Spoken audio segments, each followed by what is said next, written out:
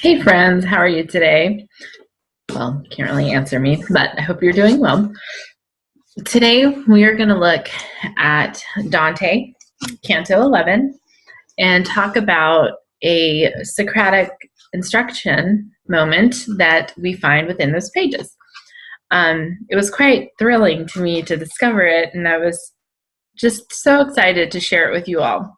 So, just to give you a little bit of background, I mean, this is my first read through with Dante's Inferno, and so I am brand new to it. So of course my knowledge is limited, but I was able to see something, and I hope I'm on the right track with this.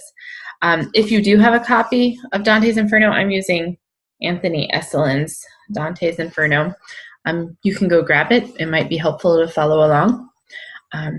And then just pause the video and come right back. Excuse me. So what's happening is Virgil has come at the request of Beatrice. Dante's he loved Beatrice, a woman who he loved but he could never have. So Beatrice dies, and in pity towards Dante, in love towards him, sends Virgil to come help save him, to help bring him on this journey so that he veers off of the wrong path and turns towards the right path. And so in order to do this, Virgil begins to lead Dante through this celestial journey through hell, then purgatory, and then heaven. Right now we're in hell, Dante's Inferno. And there is all these circles of hell, and each circle is for different kinds of sinners.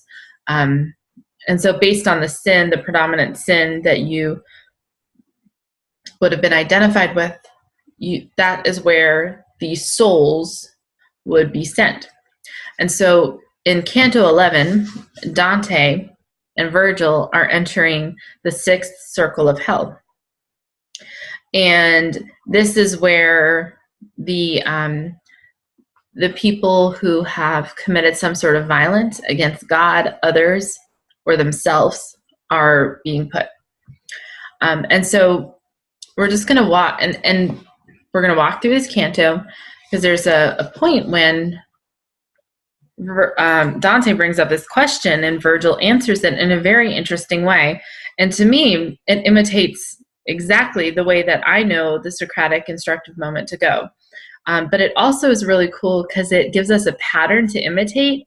We get a little bit more insight. He names it a little more precisely for us, which will make it easier for us to apply it to our own teaching.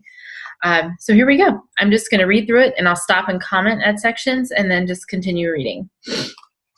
And if you want, you can pull out the study pages sheet, the blank one, and I'll mention when we're at different moments of the Socratic lesson.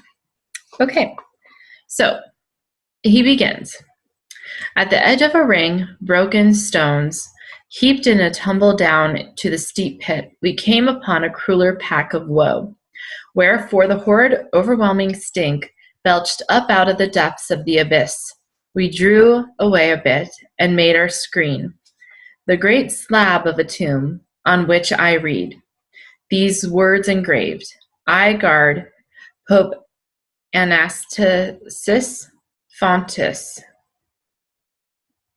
Drew him from, I think that's how you pronounce it. I need to work on my pronunciation. I do realize. Drew him from the straight and true. And then I like this line. We should take our descent a little slow, letting our sense grow used to the foul air a little. Then we will not mind it so. And I know right now he's talking about the air of hell and how it's just going to be overwhelming, but I think it's setting us up for a moment as well. I think it also tells us something about the Socratic moment, that when we begin to enter it, it requires that we put on lead feet. Humility is required, and we need to go a little slow, because sometimes the air gets a little foul during a Socratic instructive. When you're questioning somebody, when you're asking them questions, you're asking them to be aware of where they're wrong. And nobody enjoys that. There has to be great love on the part of the teacher and on the part of the student to let it be something that each will embrace. So slowing down is important. We need to get used to what we're going to have to encounter, and we won't mind it. So, right? So line 13. That from the teacher. So this is Virgil. Let's not lose the time, said I to him, but, oh, I'm sorry. So Virgil said we should take our descent a little slow, letting our sense grow used to the foul air a little, and then we will not mind it so. So that's what Virgil said. Now, in line 13, Dante's about to speak. That from the teacher. Let's not lose the time. Oh, and the teacher is Virgil. Let's not lose the time, said I to him, but find some recompense. That's just what I've been thinking, said he. My son, down in the pit below these rocks, he began, there are 3 rings, smaller and smaller.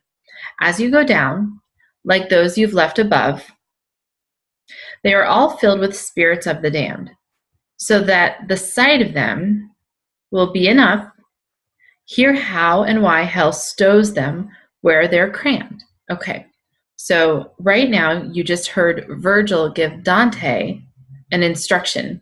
You heard him tell him that if he does a certain thing, then a certain thing will happen. He says, so that the sight of them will be enough to hear how and why hell stows them where they are crammed. So he's telling Virgil's telling Dante to pay attention to what he sees, and that should be enough to give him all that he needs to know. So let's see what happens. Now Virgil continues. All malice, meriting the hate of God, has for its end injustice. All such ends afflict the sufferer by force or fraud. Since fraud's a sin peculiar to mankind, God hates it more, and so the fraudulent sink further down, assailed by greater pain. The violent fill the first ring, but because there are 3 persons force is used against, the ring is delved with 3 rounds, each distinct. Against one's neighbor, or oneself, or God, one can use force. Against their persons or their property, as I shall now explain. So Virgil's giving some explanation. So now Virgil is asking him to pay attention to what he sees, but also his words. And the combination of these 2 things should give Dante everything he needs to know.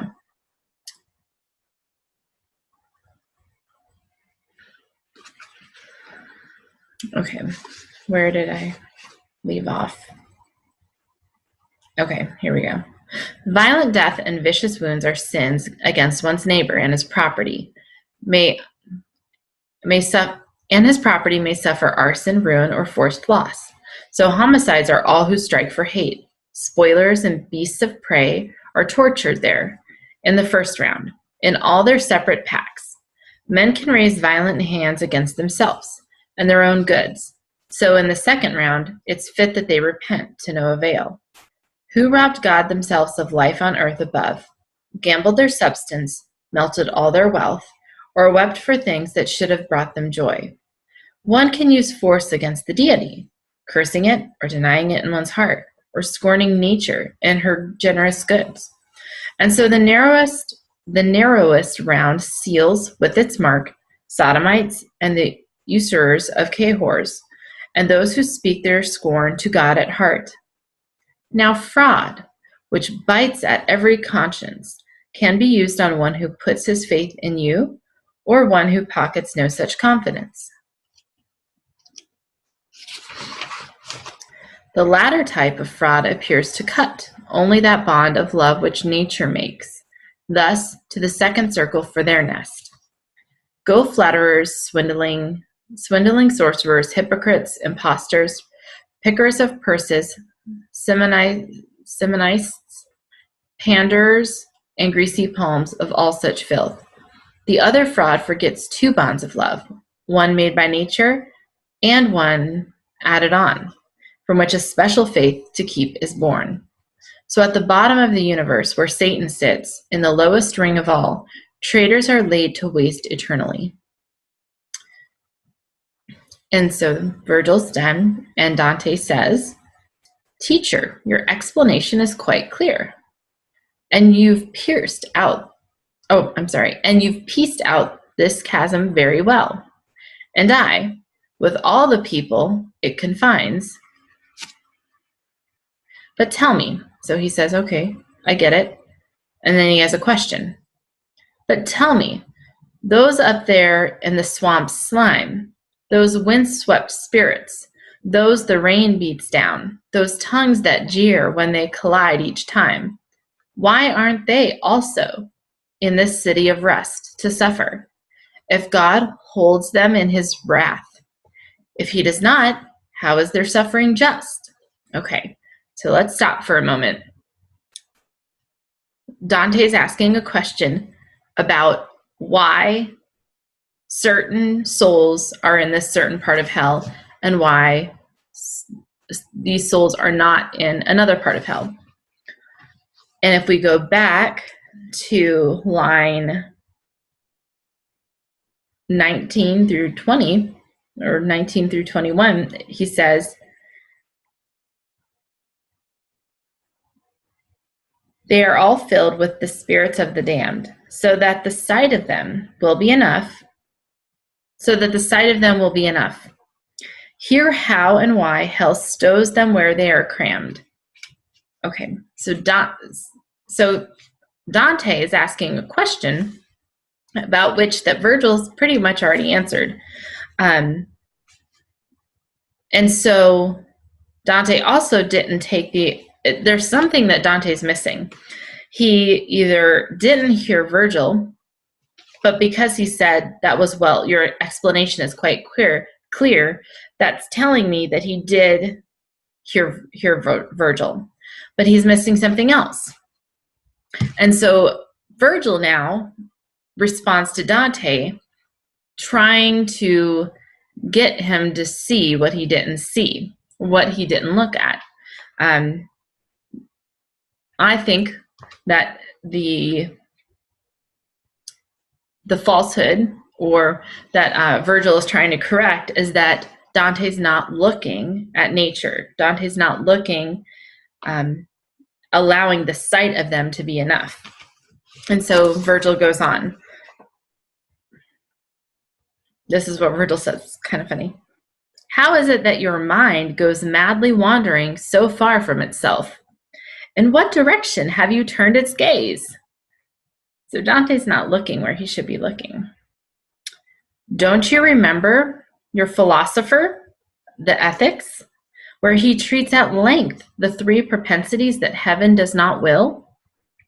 Incontinence and malice and deranged bestiality, and how incontinence offends God less, is taxed with lesser blame."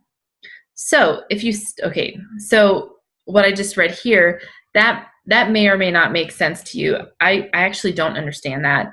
But what I do, in terms of those terms, I've never studied Aristotle's Ethics before, and so I don't know the particulars of what he's saying. But what he's doing here is he's reminding Dante of something he already knows.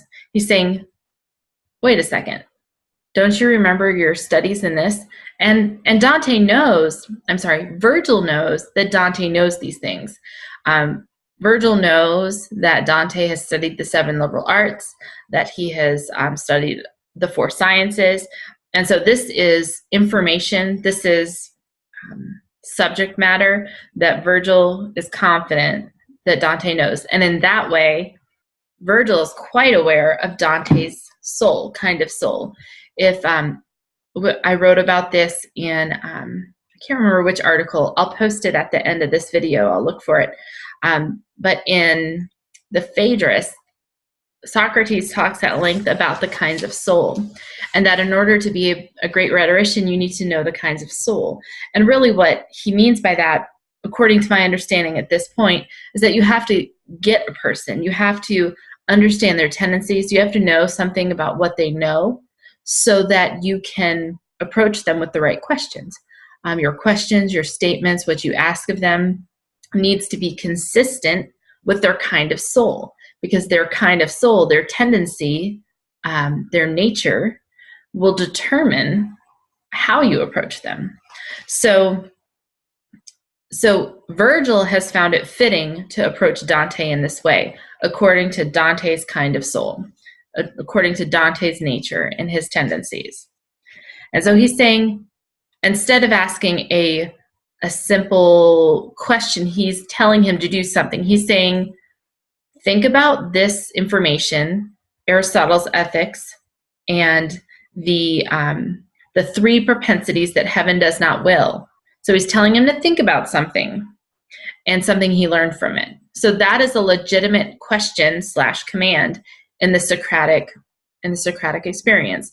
So he begins the ironic stage, leading him to what he doesn't understand, or leading him to be aware of what he doesn't understand, by telling him to remember something. And then he says this. So he says, remember this.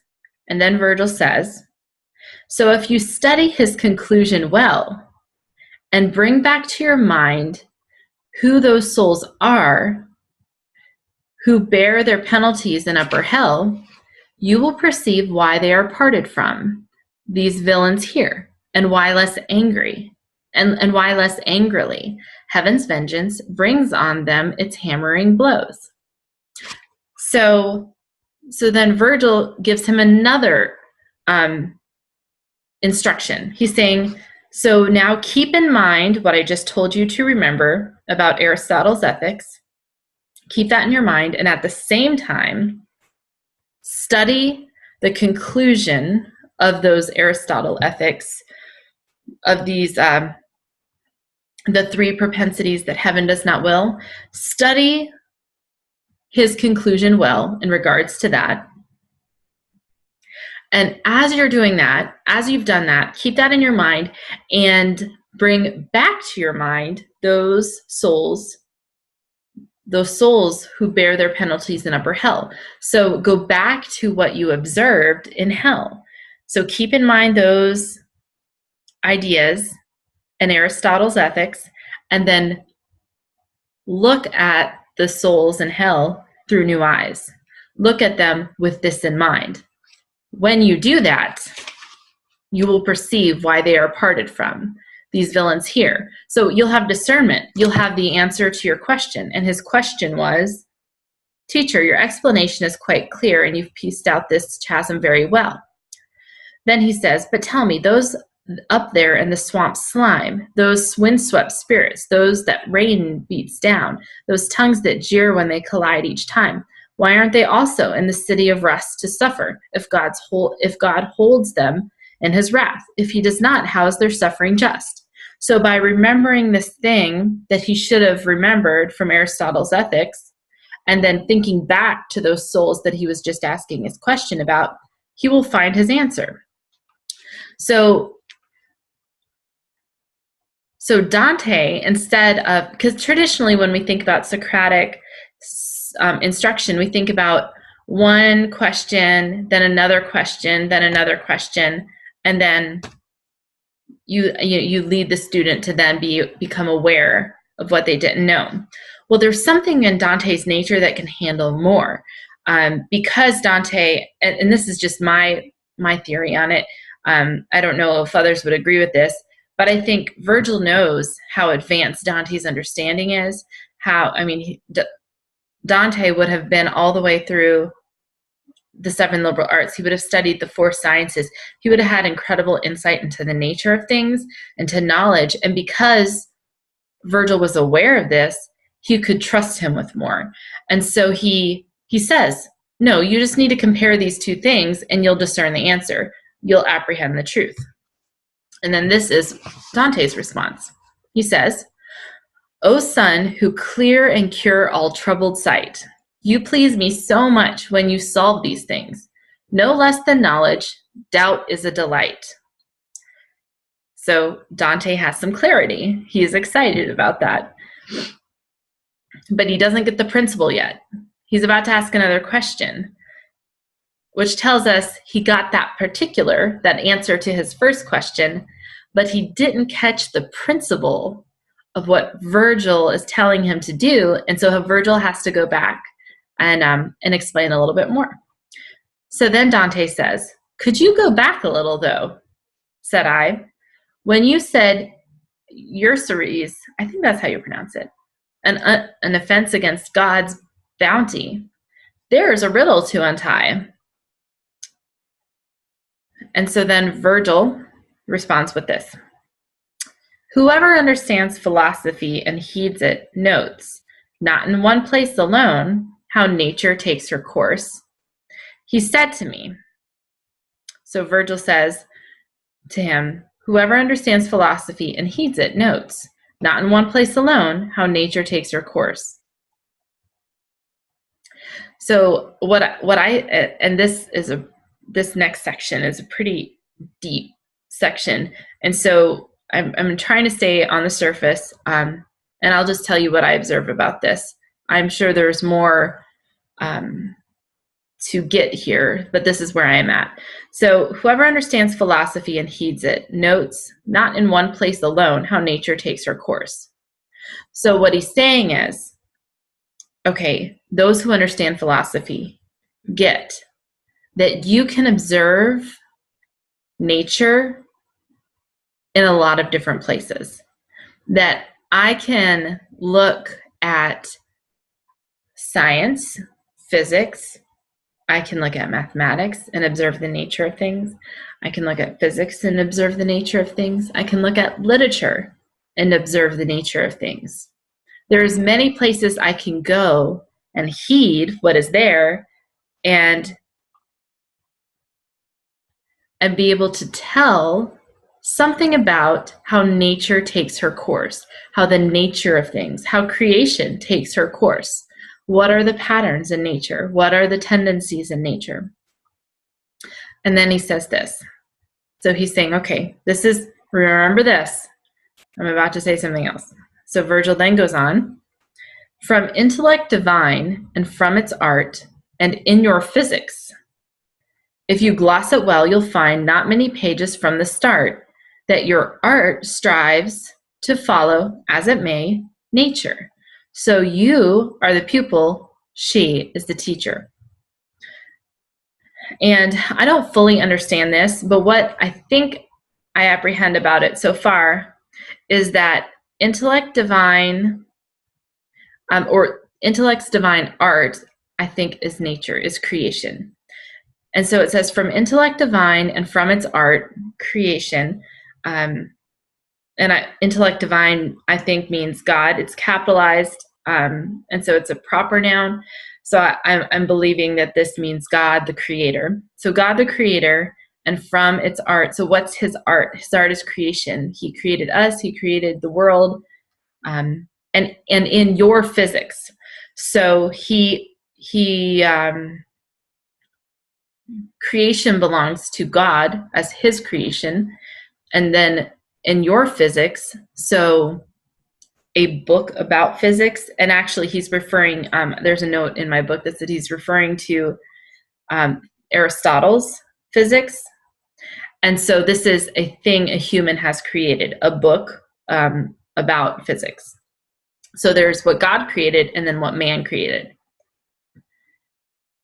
So then he says, so from intellect divine and from its art, and in your physics, if you gloss it well, you'll find not many pages from the start that your art strives to follow, as it may, nature, going back to the art of the creator. You are the pupil and she is the teacher. So Virgil is now telling Dante, okay, listen to what I'm saying here. I'm asking you to attend to a pattern of learning. How are you going to get your questions answered? Now is the time for you to, and I'm adding a lot here, but I mean, and part of that is because Dante's journey, I feel like, is his sanctification process. And it's almost like he's in the middle school years. He reminds me of a middle schooler in this canto. But he's saying it's time to man up. It is time to wrestle through your questions and come to your answers. And so we don't have time to go through all your questions. So I'm just going to tell you, you need to observe nature. You need to observe creation. And you need to see how your physics is a reflection of creation. It's striving to follow nature.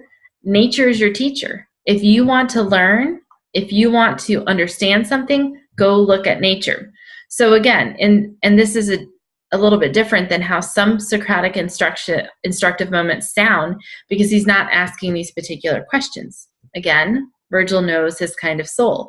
He knows Dante's nature. He knows he can handle it. And so in a way, he's saying, I'm giving you a pattern to give yourself a Socratic lesson. So you are the pupil, she is the teacher. So nature's the teacher. Then he says, so we might say that human industry is the grandchild of God.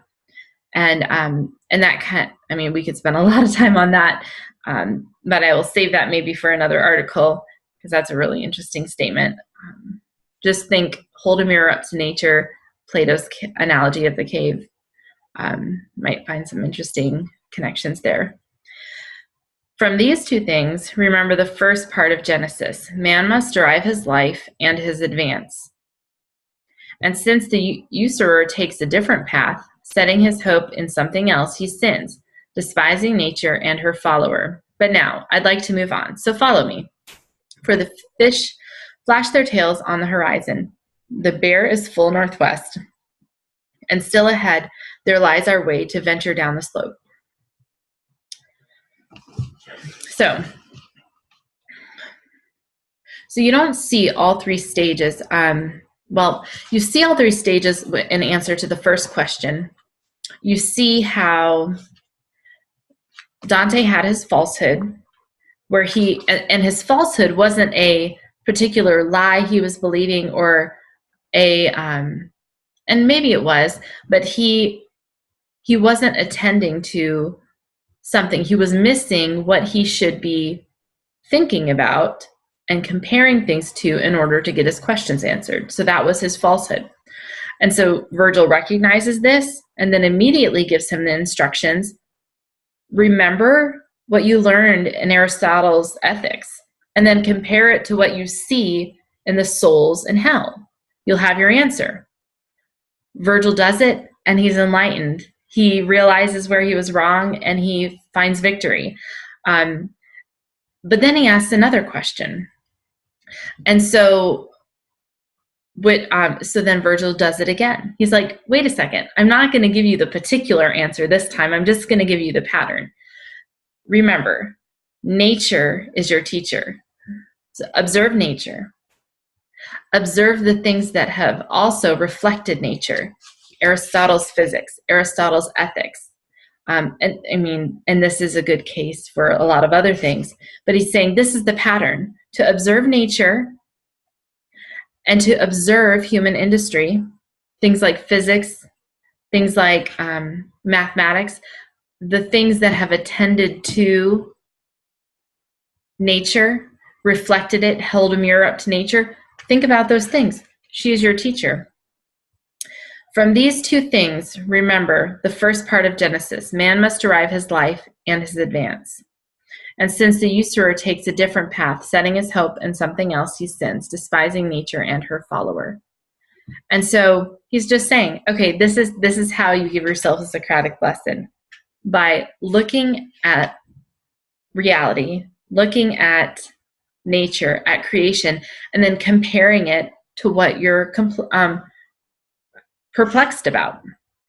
And Dante could handle this because of his nature, of where he was in his studies.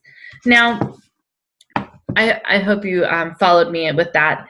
And if we were doing something, if our seventh grader was asking us that question, we wouldn't have just said, no, go compare this yourself. We got to move on. Virgil could do that with Dante because of where he was at in life. And so ours would look more like particular questions, one thing after the other, giving another type of how we're observing nature, observing other things that we have learned throughout our studies, comparing them to the thing that we're perplexed about until there's an apprehension of what we didn't get. And we just do that same pattern over and over again, smaller steps, and that being aware of what our children are capable of. I know there's so much more to apprehend in this canto, and I'm excited to continue to read it. But I had to share it with you guys because I thought this was a great example, a great pattern of what we can do to engage in the Socratic lesson more faithfully. Just feeling this tension of observing and comparing, bringing something else to mind, and then comparing that idea with the original idea. That's what it is. It's back and forth, asking questions. Well, the questions are about comparison, about definition. What do you mean by this? Well, can you compare what you just said now to what you originally said? How do they compare? And on and on. And eventually, through that line, through that pattern, through following that pattern, and of course with our students, it will be step by step. They're not ready for the freedom to do it all on their own. They'll have an apprehension of the truth every single time. It may not happen in our own timing, but it will happen if we're faithful. So if you have any questions about this dialogue, we can start discussing it in the comments section. I know there's still so much more for me to learn, and hopefully I got some of it right and didn't get us off track. Thank you for your time today, and I hope you have a wonderful evening. Thanks.